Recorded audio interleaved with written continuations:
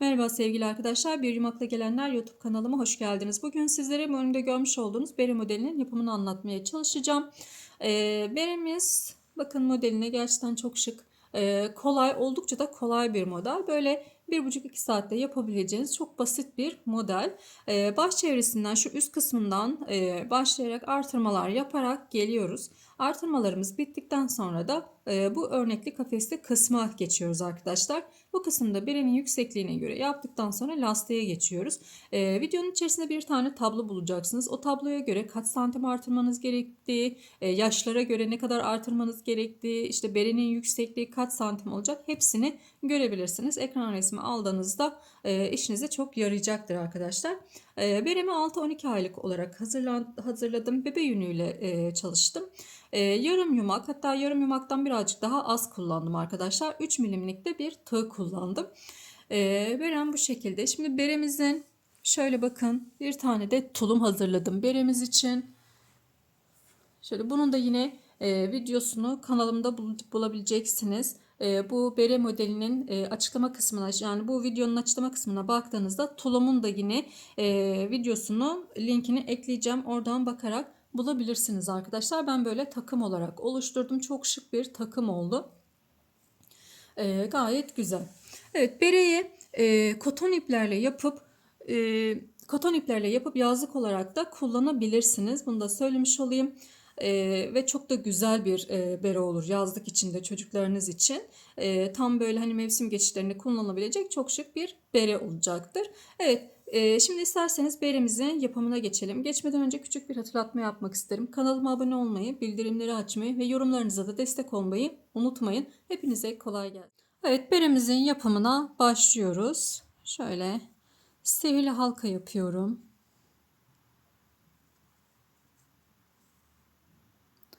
Üç tane zincir çekelim. Şimdi bu sihirli halkamızın içerisine zincirim dahil 13 tane trabzan yapacağım. İkili trabzanlar. 2, 3,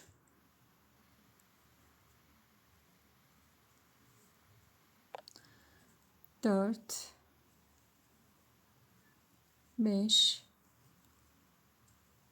6,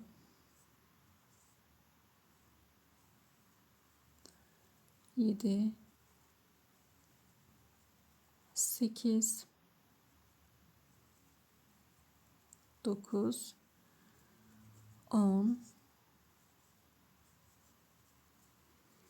11, 12 ve 13. Evet, 13 tane trabzan yaptık. Buradan ipimi sıkılaştırdım. Orta noktamı kapattım. Ve buradaki 3 tane zincirimin tepe noktasıyla birleşimimizi sağlıyoruz. Evet, 1, 2, 3 tane zincir çektim. Bu zincirimin hemen dip kısmına, bakın buraya 2 tane trabzan yapacağım. 1 tane daha yapıyorum aynı yere. 2. İpimi doluyorum. Yandaki ilmeğime geçiyorum. Buraya da yine 2 tane trabzan yapacağım. 2. İpimizi de arka tarafta yürütüyoruz. Yanındakine geçiyorum. Ona da yine 2 tane trabzan yapacağım.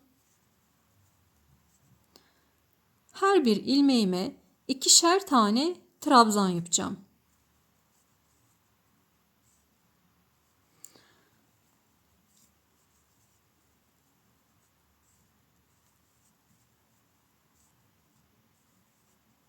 Bakın, her birine 2'şer tane trabzan yapıyorum.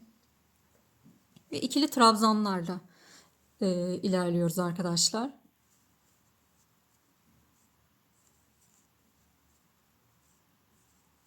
Hızlı geçiyorum. Dediğim gibi her birine 2 trabzan.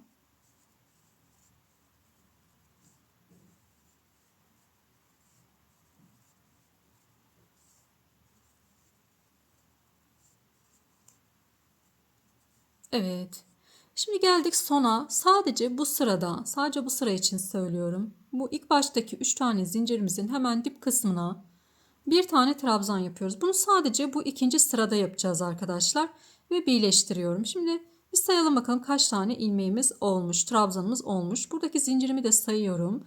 2, 4, 6, 8, 10, 12, 14, 16, 18, 20, 22, 24 ve 26 tane trabzanım oldu ikinci sırada. Şimdi 3 tane zincir çekiyorum. Yine dibine bir tane trabzan yapıyorum. Bir tane. Zincirimin dibine yaptım bir tane. Geliyorum buraya. Bakın burada altta 2 kere aynı ilmeğe batmışım. Bunun içerisine yine 2 kere trabzan yapıyorum. Bir, aynı noktaya 2. Buradan bakın arası buraya bir tane. Burada çift batmışım. Buraya 2 tane. Yani aynı yere 2 tane batmış, 2 tane trabzan yapmış olduğumuz yerlere yine ikişer tane trabzan yapıyoruz yukarı doğru. Artırmalarımız o şekilde ilerleyecek. Aralara da bir tane yapıyoruz. Bir trabzan. Bakın aynı yere 2 trabzan yapmışım. Böyle bir V şeklini almış. Buraya 2 tane.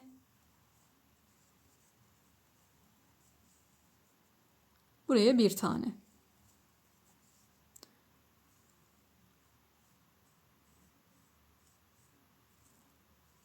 İki tane. Bir tane. 2 tane. Araya bir tane. Evet, bu şekilde sıra sonuna kadar geleceğiz.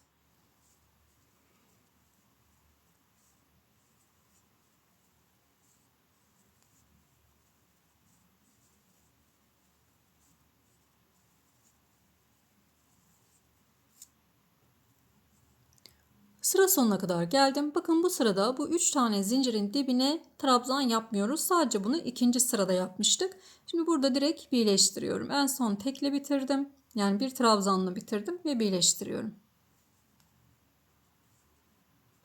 3 tane zincir çekiyorum. Yine bu zincirimin dip kısmına bir tane trabzan yapıyorum. Yanındakine de bakıyorum. Ara boşluğum, yani aynı yeri 2 kere trabzan yapmamışım. O zaman buraya da bir tane trabzan yapıyorum. Bakıyorum buraya, aynı yere 2 tane trabzan yapmışım. O zaman ne yapıyoruz? Buraya 2 tane trabzan yapıyoruz. Geliyorum buraya. Burada bir tane trabzan. Aynı yere 2 tane trabzan yok. Bir tane trabzan var. Bakıyorum. Burada da yine bir tane trabzanım var. Buraya da yine bir tane trabzan yapıyorum. Ve buraya geldim. Bakın yine bir V şeklinde aynı yere 2 tane trabzan yapmışım. O zaman yine aynı yere 2 tane trabzan yapıyorum. Yani belimiz hep bu şekilde ilerleyecek. Aynı yerlere ikişer tane trabzan yaparak, aralara da birer tane trabzan yaparak büyüteceğiz belimizi.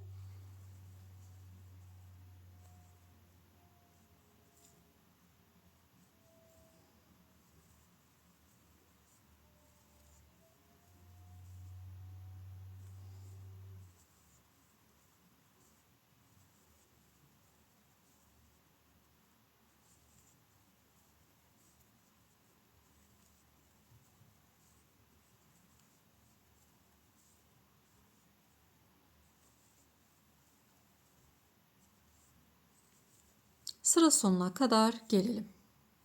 Sıra sonuna kadar geldim. Yine buradaki 3 tane zincir çekmiştik. Bunun tepe noktasıyla birleşimimizi yapıyoruz. Yine 3 zincir çekiyorum. Dibine trabzan yapıyorum. Ve aynı yere 2 tane trabzan görene kadar hep birer kere trabzan yapıyorum. Bakıyorum bir tane. Aynı yere 2 tane trabzan yapmışım. Buraya 2 tane yapıyoruz. Bakıyorum bir tane. Bir. Yine bir. Aynı yere 2 trabzan. Yine 2 tane trabzan yapacağız. Bakın arada ikişer aynı yere 2 trabzan arasında 3 tane tek tek yapmış olduğumuz trabzanlar var. Bir altta 2 taneydi, bir altta 1 taneydi. Bu şekilde artarak ilerleyeceğiz. Şimdi ne kadar büyüteceğim bunu? Hep bu şekilde ilerleyeceğiz arkadaşlar. Ne kadar büyüteceğiz? Onu da yine sizlerle paylaşayım. Şimdi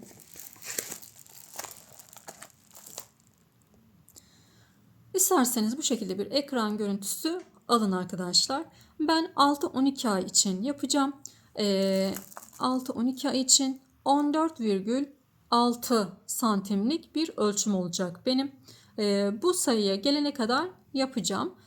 Nasıl ölçeceğimi de şimdi göstereceğim size. Mesela 2-3 yaş için yapacaksanız eğer 15,9 yapmanız gerekiyor. 5 yaş ve üzeri yapacaksanız 17,5, 17,8. Mesela 5 yaş yapacaksanız 17,5. İşte 6 yaş yapacaksanız 17,8 gibi. Bu şekilde büyütüyoruz. Yetişkin erkeklerde de 18,8. Şimdi nasıl ölçeceğiz? Dediğim gibi ben 14,6 santim olana kadar yapacağım. Nasıl ölçeceğimi de söyleyeyim. Şimdi beremizi bu tarafından başlıyoruz.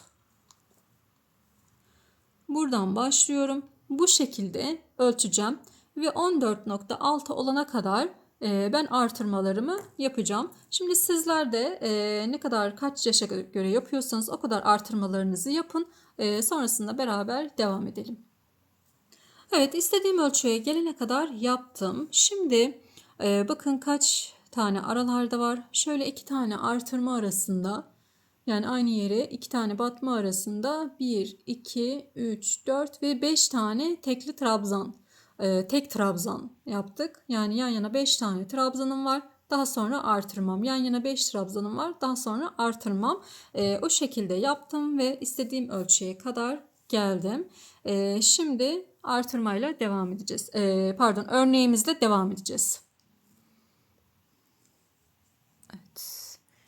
2, 3 zincir çekiyorum. 3 zincir çektim. Dibine trabzan yapıyorum.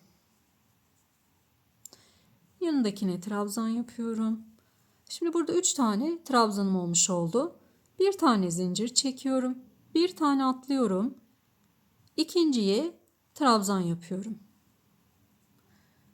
Bakın zincirim dahil 3 tane trabzan yaptım. Bir tane atladım ve yanındakine bir trabzan yaptım. Tekrar yanındakine bir trabzan daha yapıyorum ve bir trabzan daha yapıyorum. Yan yana 3 tane trabzanım olmuş oldu. Bir zincir çekiyorum. Bir tane atlıyorum. Yanındakine bir tane trabzan yapıyorum. Yanındakine bir trabzan daha yapıyorum ve yanındakine bir trabzan daha yapıyorum. Yan yana 3 trabzanım oldu. Bir zincir, bir atlıyorum, bir tane trabzan yapıyorum. Yanında da bir trabzan ve bir trabzan.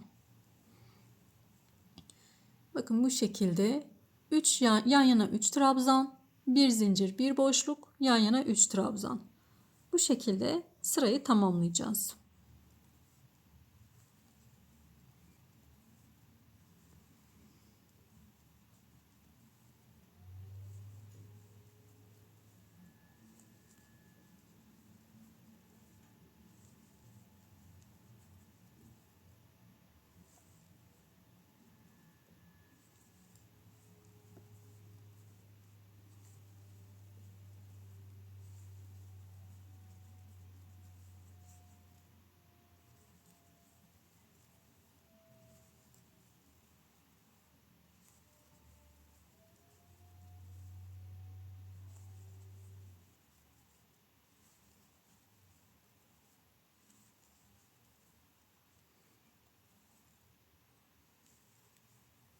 Sıra sonuna kadar gelelim. Sıra sonuna kadar geldim. Benim burada 2 tane trabzanım kaldı. Bunun için ne yapıyorum? Bir tane zincir çekiyorum. Bu 2 tanesini atlıyorum arkadaşlar ve birleştiriyorum. Denk gelmeyince bu şekilde yapabilirsiniz. Şimdi yine 3 tane şöyle bir tane zincir çekiyorum.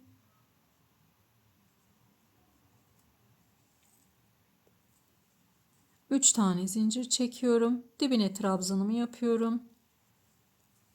Yanındakine de trabzan yapıyorum. Burada 3 pardon arkadaşlar, yanlış oldu. Kusura bakmayın. Şimdi döndüreceğiz burada. Aynı şekilde devam etmeyeceğim. Döndürüyorum. 2 3 zincir çekiyorum. Buradaki yani ters yüzündeyiz şu anda birimizin. Buradaki boşluğa 3 tane trabzan yapıyorum. 1 2 tane yaptım. Bir de buradaki zincirim 3 trabzanım olmuş oldu. Yani boşluğa 2 tane trabzan yaptım. Burada da 3 zincirim var. 3 tane trabzanım olmuş oldu. Bir zincir çekiyorum. Devam ediyorum. Şu 3 taneye atlıyorum übeğimi. Boşluğa 3 tane trabzan yapıyorum.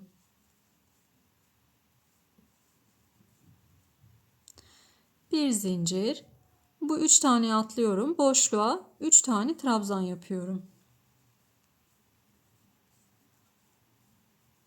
Bir zincir. Boşluğa 3 tane trabzan yapıyorum.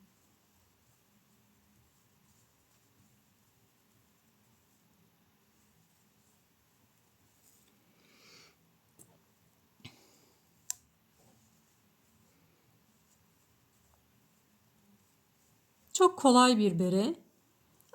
Tulumunu da gösterdim az önce size tanıtımda. Böyle takım olarak yapıp hediye edebilirsiniz, satışını yapabilirsiniz, kendi çocuğunuzla yapabilirsiniz. Kız erkek çocuklarınız için uygun bir modeldir. Oldukça da pratik, yani kolay. Özellikle bere zaten hemen böyle 1-2 saatte bitebilecek bir model. Tulumu da bir günde bitirebilirsiniz arkadaşlar. Yani oturduğunuzda hani sadece onu örmek için oturduğunuzda bir günde biter. Ama tabii başka mutlaka çoluğunuz çocuğunuz vardır. O yüzden 2 güne yayabilirsiniz. Oldukça da kolay bir model. Yani çok böyle vakit alacak bir modeller değil.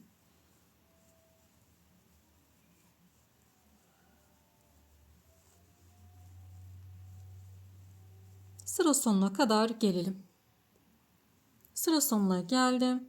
Yine birleşimimizi yapıyoruz. Araya bir zincir çekiyorum ve birleşimimizi yapıyoruz. Döndürüyorum beremin ön yüzünü.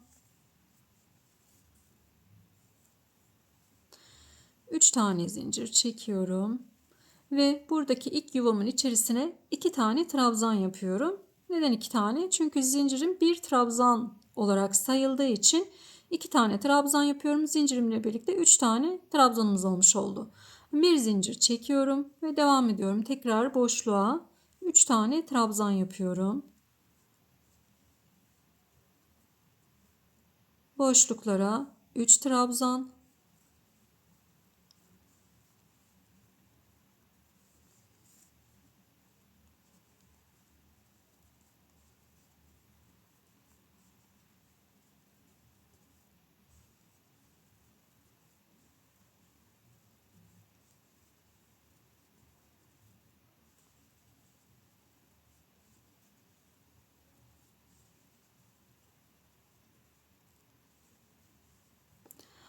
Evet arkadaşlar, bu şekilde devam edecek. Bir düz bir ters şeklinde örgümüzü öreceğiz. Sadece işlemimiz bu. Herhangi bir artırma, eksiltme hiçbir şey yok. Bu şekilde ilerleyeceğiz. Ne kadar ilerleyeceğiz? Şimdi tekrar ölçü tablomu alıyorum. Şimdi berenin yükseklik kısmı var burada.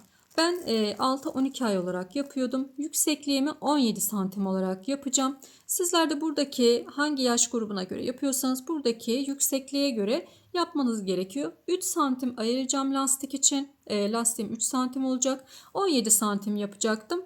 14 santim yapana kadar olana kadar ilerleyeceğim. Sonra lastik kısmıyla devam edeceğiz. Yani sizler de kaç yaş yapıyorsanız 3 santim eksiğine kadar yapın.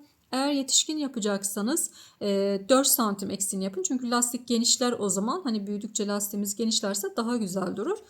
O yüzden hani 5 yaştan üzerine yapıyorsanız eğer 4 santimlik bir kısım ayırmanız gerekiyor. Şimdi nereyi de ölçeceğiz? Hani berenin yükseklik kısmı diyoruz ama neresi?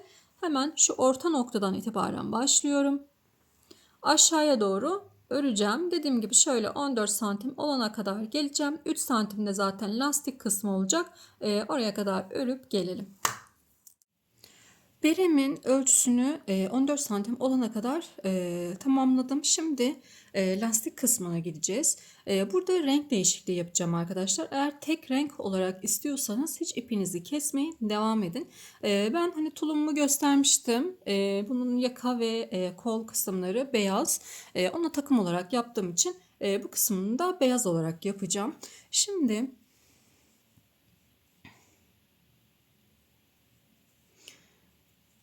şuradan ipimizi takacağız, beyaz ipimizi. Evet.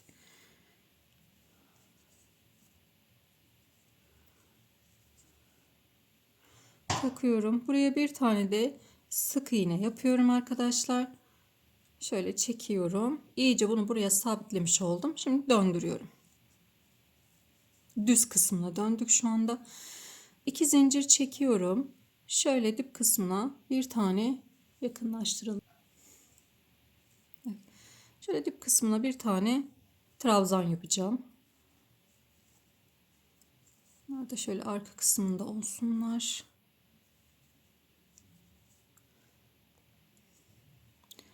Şöyle trabzan yapıyorum. Şimdi burada şu üçlü öbeğe geçiyoruz. Hemen tepe noktasına, bakın ilk trabzanımızın tepe noktasına bir tane trabzan yapıyorum. Yanındakine trabzan yapıyorum. Ve üçüncüye de trabzan yapıyorum. Geldik buraya. İlk trabzanımıza trabzan yapıyorum. Yanındakine 2 ve 3. 3 tane trabzanımız var burada. Bunlara birer tane trabzan yapıyorum. Boşluğa yapmıyorum arkadaşlar. Direkt bakın geçtiğim nokta şu üçlü öbeğimizin olduğu yere geçiyoruz. Yani ilk trabzanımızın tepe noktasına geçiyoruz.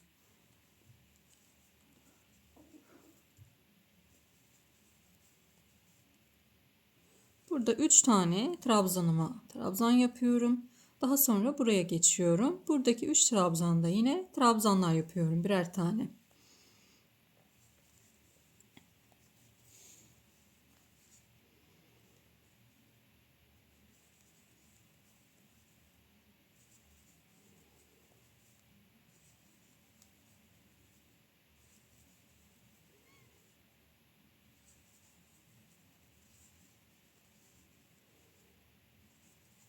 Şimdi sıra sonuna kadar gelelim. Sıra sonuna kadar geldim. Burada 3 tane zincirim vardı. Bununla birlikte birleşimimizi yapıyoruz. Evet, şimdi bir tane zincir çekiyorum. Lastiğe geçiyoruz. Zeminimizi hazırladık. Lastiğe geçiyoruz. Şu ilk trabzanımıza şöyle altından tığımı geçiriyorum. İpimi alıyorum ve geri çıktım. Yanındakine de örgümün arka yüzünden tığımı getiriyorum öne. İlmeğimin üzerinden geçiyorum. İpimi aldım, çektim. Bunu örgümün ön yüzünden ilmeğimin altından girdim tığımı, ipimi aldım ve trabzan yaptım. Burada da yine örgümün arka yüzünden öne doğru ilmeğimin üzerinden geçiyorum. İpimi aldım, trabzan yaptım.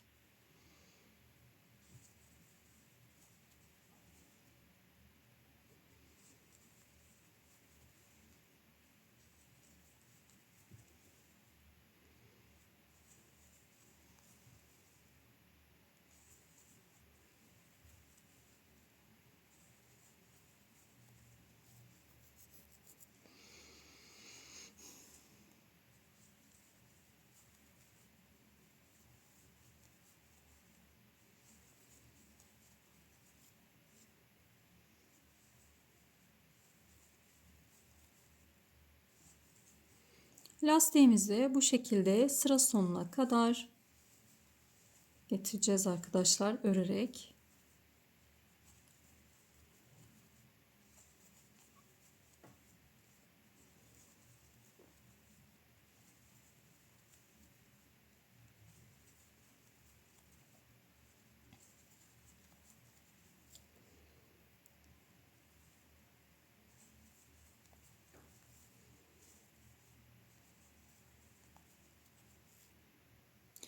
Evet, şimdi sıra sonuna kadar geldim. Bir tane zincir çekiyorum.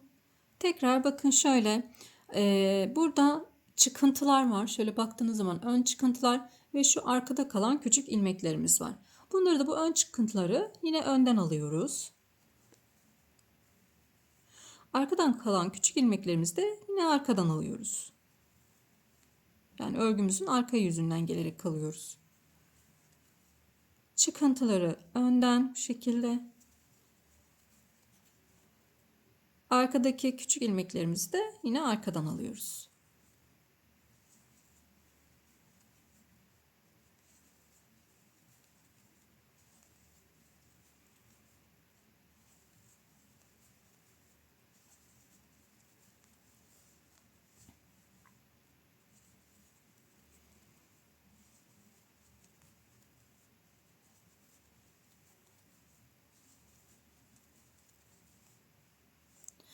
Evet, lastiğimiz bu şekilde. Sıra sonuna kadar gelelim. Daha sonra bir sıra daha öreceğim ben. Sonrasında da sonlandıracağım beremi.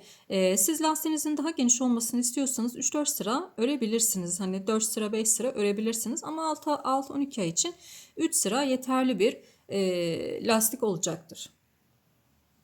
Evet, şimdi pomponumuzu takalım. Lastik kısmımızı bitirdik. Ben trabzan sırası artı 3 sıra daha lastik sırası ördüm. Yani ilk sırada trabzan sırası örmüştük. Daha sonrasında da 3 sıra lastik sırası ördüm arkadaşlar. Şimdi böyle benim elimde kendi yapmış olduğum bir pompon var. Bu pomponu buraya dikeceğiz. Bağlayacağız daha doğrusu şu şekilde. Elinizde hazır pomponlarınız varsa o şekilde de yapabilirsiniz. Şimdi bakın tepe noktasında tığımı şuradan geçiriyorum. İplerini alıyorum.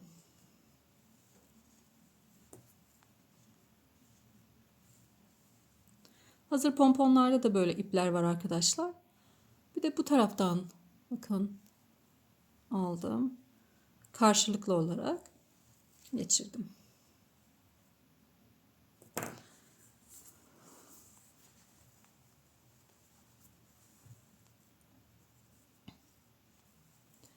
Evet. Burada bağlıyorum. İyice de bağlıyoruz sökülmesin.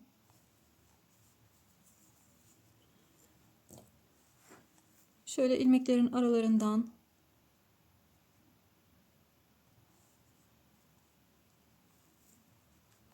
çekeceğim. Bunu da yine çekeceğim buradan.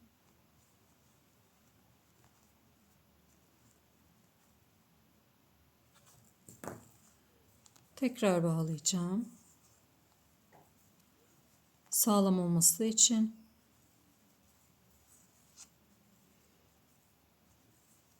Sizler de bu şekilde yapın. Pomponunuz kesilmesin, kopmasın arkadaşlar. Daha sonrasında bu ipleri kesebiliriz. Evet, şimdi şöyle bir son halini görelim.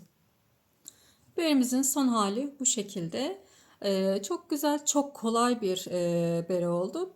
1-1,5 saatte örebileceğiniz, hemen yapıp kullanabileceğiniz bir bere. Küçük olması sebebiyle de daha erken tabii ki bitiyor ama yetişkin de yapsanız yine aynı şekilde arkadaşlar çok kolay bir şekilde tamamlayabilirsiniz. Bunu isterseniz koton iplerle de yapabilirsiniz. Başta söylemiş olduğum gibi hani yazlık olarak da kullanabilirsiniz. Hem yazlık hem kışlık kullanılabilecek bir model. Tulumumuzda da gayet şöyle göstereyim bir uyum içerisinde oldu. Eğer takıldığınız bir yer olursa mutlaka yorumlarda sorun arkadaşlar. Gördükçe elimden geldiğince cevap vermeye çalışırım. Kanalıma abone olmayı, beğeni yapmayı, bildirimleri açmayı unutmayın. Her bir beğeni ve yorum bizler için çok değerli. O yüzden yorumlarınızı esirgemezseniz çok sevinirim. Hepinize kolay gelsin. Sağlıklı günler dilerim.